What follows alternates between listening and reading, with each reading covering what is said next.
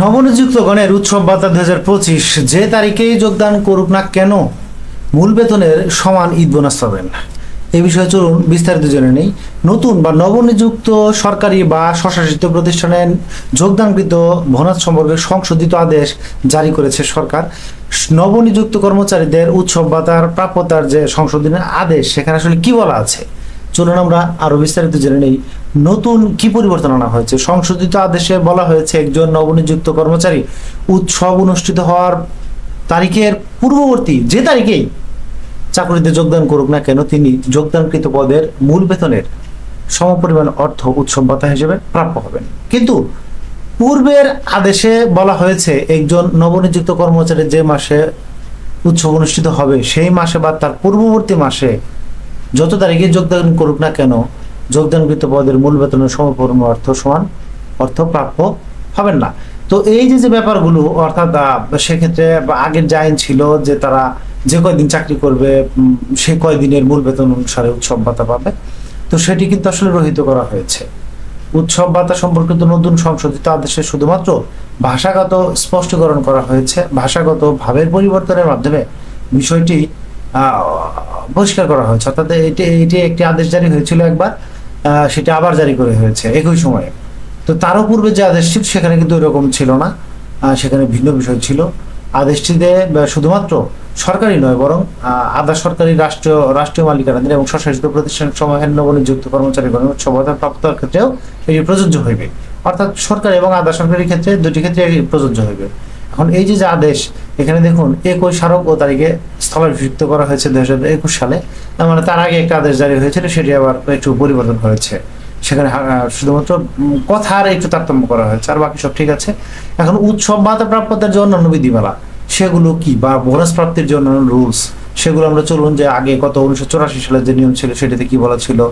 অবসর প্রস্তুতি জনিত ছুটিকালে উক্ত ছুটি অব্যবহৃত পূর্বে আহরিত মূল বেতনের ভিত্তিতে উৎসব ভাতা প্রাপ্য হবে। তার মানে যে টাকাটা তারা এর আগে তুলেছে সেই টাকার হারে।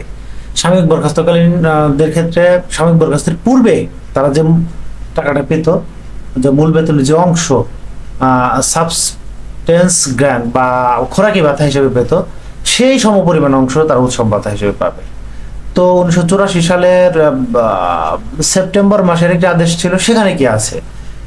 প্রবেশনাল কর্মকর্তা বা কর্মচারী, চুক্তিভিত্তিক কর্মকর্তা বা কর্মচারী এবং যেসব কন্টিনজেন্ট ও ওয়ার্কচার্ড কর্মচারী নিয়মিত স্কেলে বেতন পাচ্ছেন তারা উৎসব ভাতা প্রাপ্য হবেন। অর্থাৎ তারাও কিন্তু উৎসব ভাতা পায়, তবে নির্ধারিত বেতনে নিয়োজিত কন্টিনজেন্ট বা ওয়ার্কচার্ড কর্মচারী এবং দৈনিক ভিত্তিতে নিয়োজিত কর্মচারী কোনো উৎসব ভাতা প্রাপ্য হবে না।